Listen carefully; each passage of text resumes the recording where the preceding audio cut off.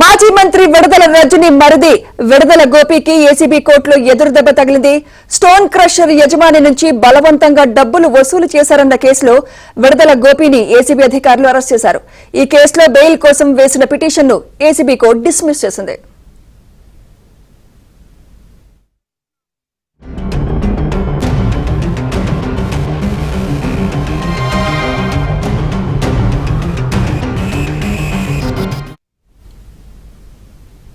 ఇదే అంశంపై మరింత సమాచారం మా ప్రతినిధి ప్రసాద్ అందిస్తారు. Prasad, bail petition ACB court dismiss చేసినట్లు తెలుస్తోంది. పూర్తి అప్డేట్స్ తెలియజేయండి ప్రసాద్.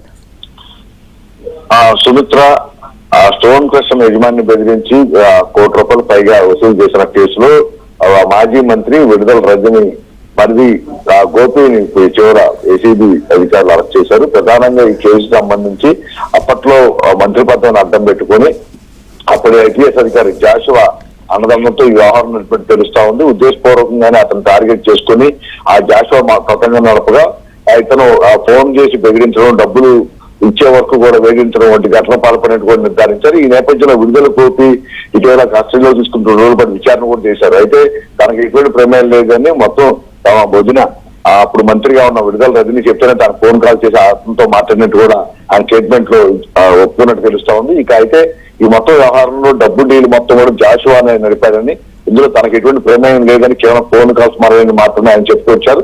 అయితే ఈ కేసులో మరింత దర్యాప్తు మరింత వేగవంతం చేసే విధంగా ఇప్పుడు మరోసారి కస్టడీ కావాలని కూడా కోరారు. ఈ నేపథ్యంలో తనకు బెయిల్ మంజూరు చేయాలంటే ఇచ్చిన పిటిషన్ పై వాదన పూర్తయి కొద్దిసేపు క్రితం ఏసీబీ కోర్టు అతనికి ఆ బెయిల్ వేసిన పిటిషన్ డిస్మిస్ చేస్తూ ఉత్తర్వులు జారీ చేసింది. ఎందుకంటే ఇప్పుడు ఈ కేసులో మొత్తం అరెస్ట్ అయిన వ్యక్తి గోపి ఒక్కడే, ఇతని ద్వారానే మరింత సమాచారం సేకరించాల్సి ఉంది.